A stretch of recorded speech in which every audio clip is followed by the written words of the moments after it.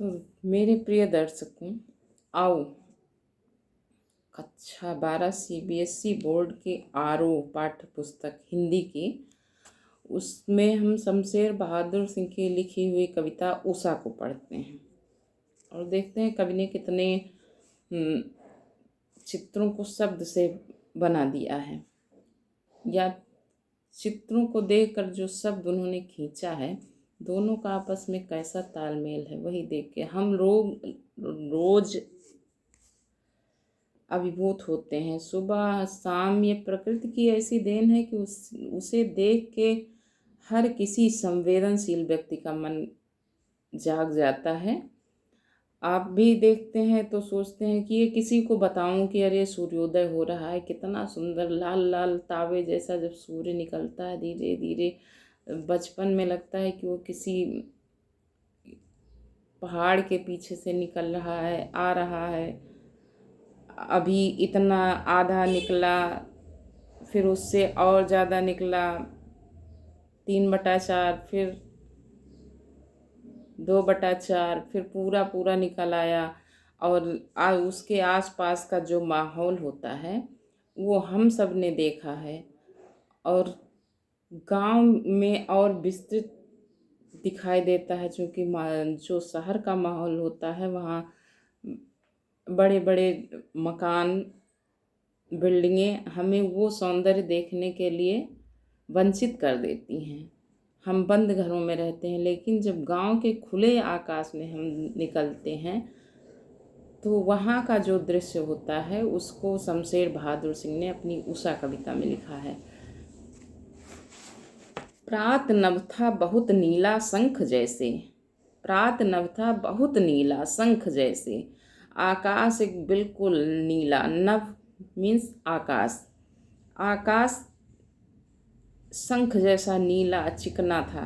भोर का नभ, और जो भोर का नभ, फिर उसके बाद थोड़ा और जब समय बीतता है तो भोर का नभ, राख से लीपा हुआ चौका अभी गीला पड़ा है। जैसे चूल्हे की राख से पुताई कर दी गई हो, लीपा गया हो चौका, जो कच्ची ज़मीन होती है उस पे जो पोछा लगाया जाता है, उसमें मिट्टी सान के, मिट्टी मिला के, और यहाँ मिट्टी की जगह कवि ने कहा है कि वो राख मिला के लीपा गया है। सुबह का जो धुंधलका होता है वो राख की ही रंग का होता है, या जैसे हम कोहरा देखते हैं तो वो भी राख के ही जैसा होता है, धुआं है, ये सब एक ही रंग के होते हैं। तो राख जैसा, और अभी गीला पड़ा है क्योंकि उसमें वातावरण की नमी शामिल है, इसीलिए वो कह रहे हैं कि अभी गीला पड़ा है। बहुत काली सिल जरा से लाल केसर से, बहुत काली सिल, सिलबट्टा जो पीसने के काम आता है, मसाला पीसना है घर में जो रखी जाती है, अब तो उसकी जगह मिक्सर ने ले लिया है, लेकिन अभी भी सिलबट्टे का प्रयोग लोग, शौकीन लोग चटनी बनाने के लिए और काम करने के लिए रखते हैं घर में, तो वो है सिल। और इन्होंने सिल को बताया कि बहुत काली सिल, जैसे पूरा वातावरण कैसे है, काली सिल की तरह है, और जरा से लाल केसर से कि जैसे धुल गई हो। जब केसरिया रंग का सूर्य निकलता, सूर्य का उगते हुए सूर्य का और अस्त होते हुए सूर्य का कलर एक जैसा होता है, उसको नाम दिया गया केसरिया। केसरिया रंग आपने झंडे में देखा जहाँ सबसे ज़्यादा प्रयोग होता है, तो वो केसर का कलर ही केसर का अलग होता है, ना वो पूरा नारंगी होता है, ना बिल्कुल आग जैसा होता है, किसी ने उसे गेरू का रंग कहा है। तो बहुत काली सिल जरा से लाल केसर से कि जैसे धुल गई हो, बहुत काली काली सिल हो, जो रात की कालिमा थी, अंधेरे की कालिमा थी, उस पर जो सूर्य का प्रकाश पड़ रहा है, जरा से लाल केसर से, जब सूर्य का प्रकाश पड़ता है केसर रंग का, तो लगता है कि काली सिल को केसर के रंग से धुल दिया गया हो। स्लेट पर या लाल खड़िया चाक मल दी हो किसी ने, लगता है कि वो पूरा संसार, पूरी पृथ्वी, हमारा जितना हम देख रहे हैं जितनी दूर तक, उतनी दूर तक कोई काली स्लेट हो और उस पर लाल चाक मल दी हो किसी ने, जैसे किसी बच्चे ने उस पर लाल चौक मल दी हो। नील जल में या किसी की गौर झिलमिल देह जैसे हिल रही हो। नील जल में वो जो जल है पृथ्वी पर, तालाबों में, झीलों में, पोखरों में, वो उसमें जो पड़ता है, रोशनी पड़ती है, तो गौर झिलमिल देह जैसे हिल रही हो। तब उस पानी में जो रोशनी पड़ती है, प्रकाश पुंज पड़ता है, तो लगता है कि जैसे कोई देह, उसमें शरीर उस पानी में हिल रहा हो। हिल रहा हो मतलब इन्होंने कहा है घुस गया है। हिल रहा मतलब यहाँ गांव की भाषा में लोग हिल रहा का मतलब उसमें घुसने को कह रहे हैं, हल गए, तो उसी को ये कह रहे हैं जैसे हिल रही हो। और जादू टूटता है इस उषा का, अब सूर्योदय हो रहा है। जादू टूटता है इस उषा का, और ये जादू जैसा लगता है। कोई भी अगर संवेदना के साथ इन दृश्यों को देखता है तो उसके मन में अजीब सी तरंगें उत्पन्न होती हैं। तो उन्होंने कहा, शमशेर बहादुर जी ने, कि जादू टूटता है इस उषा का। जादू एक तिलिस्म जैसा होता है कि हमारे मन पे वो छा जाता है, तो हमारे मन पे जो सौंदर्य बोध जगा है वो फिर हम कुछ देर के लिए खो जाते हैं, फिर याद आता है कि अरे अब तो सूर्योदय हो रहा है। तो जादू टूटता है इस उषा का, अब सूर्योदय हो रहा है। तो इसमें आपने ये सुना, और इसके प्रश्नों को अभी आप देख लीजिए कि जल्दी जल्दी सुनते रहिए। कविता के किन उपमानों को देखकर यह कहा जा सकता है कि उषा कविता गांव की सुबह का गतिशील शब्द चित्र है? किन किन उपमानों को प्रयोग किया है? जैसे काली सिल, शंख और चौका, राख से पुता हुआ चौका, ये भी इन्होंने उपमा दी है। और काली स्लेट इन्होंने कहा। फिर नील जल में या किसी की गौर झिलमिल देह, गौर झिलमिल देह भी एक उपमान की तरह इन्होंने प्रयोग किया है। तो इतने उपमान आप पहले प्रश्न के उत्तर में लिखेंगे कि कविता के निम्न उपमानों को देखकर कहा जा सकता है कि उषा कविता गांव की सुबह का गतिशील शब्द चित्र है। शब्दों से चित्र को इन्होंने खींच दिया है। इन्होंने चित्र जो देखा उसको कैसे बताया? शब्दों से ही तो बताया जा सकता है।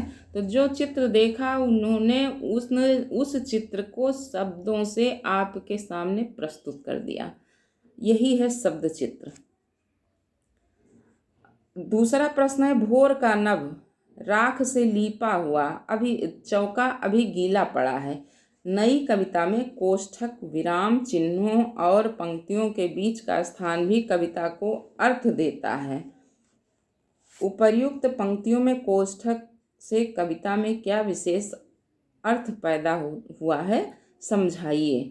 जो कोष्ठक में इन्होंने लिखा है, भोर का नभ राख से लीपा हुआ चौका अभी गीला पड़ा है, तो इसमें इन्होंने कोष्ठक में लिख दिया अभी गीला पड़ा है।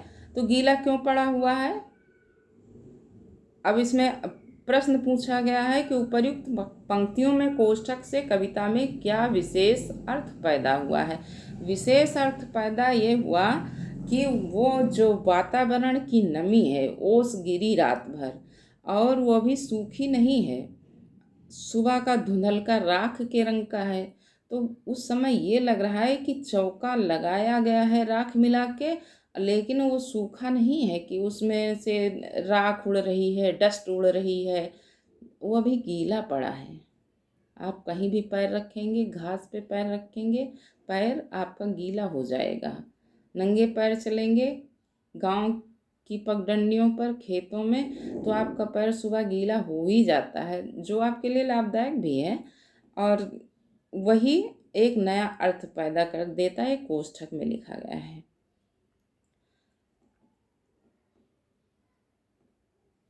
अब एक पॉइंट दिया हुआ है आपकी बुक में, आपसदारी। आपसदारी मतलब कि जिस आपस में कितने लोगों ने सुबह पे लिखा है।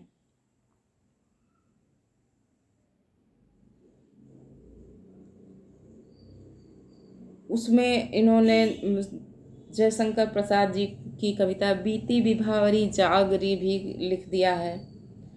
अंबर पनघट में डूबो रही तारा घट ऊषा नागरी, बीती विभावरी जागरी, अंबर पनघट में डूबो रही तारा घट ऊषा नागरी, बीती विभावरी जागरी।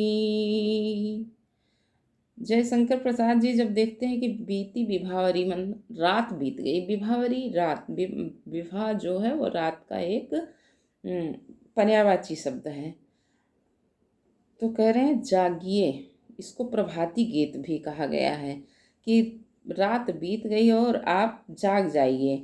अंबर पनघट में डूबो रही तारा घट उषा नागरी।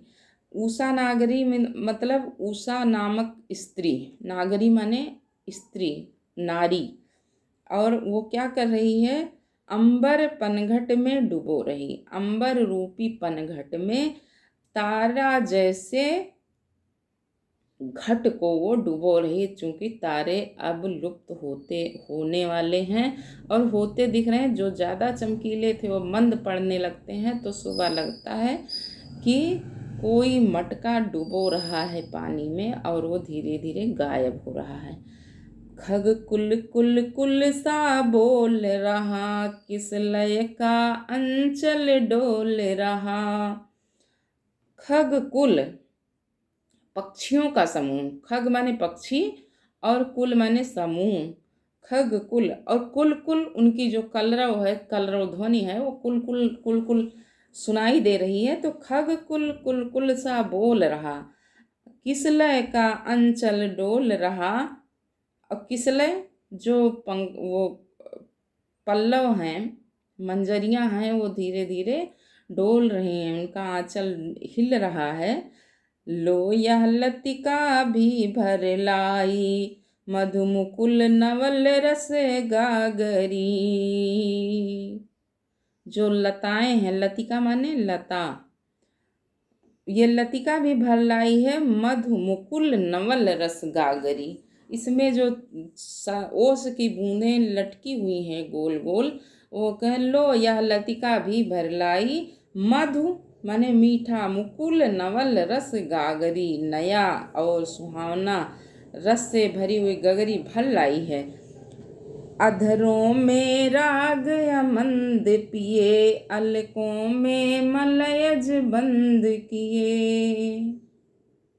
अधरों में राग अमंद पिए, ये रात की शोभा, सुबह की शोभा है कि वो लग रहा है कि अभी अलसाया हुआ है, माता हुआ है। अलकों में राग अमंद पिए, अलकों में मलयज बंद किए, और पलकों में मलयज बंद किए। जो आँखों में लगता है मलय समीर से उपजा हुआ जो सुख है वो बंद किए हैं।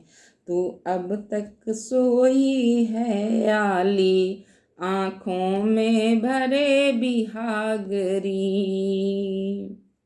तू अभी तक सोई हुई है हे सखी, अभी तक सोई हुई है, अरे उठ जा मित्र, मेरी मित्राणी उठ जा, और तेरे आँखों में अभी भी नशा छाया हुआ है।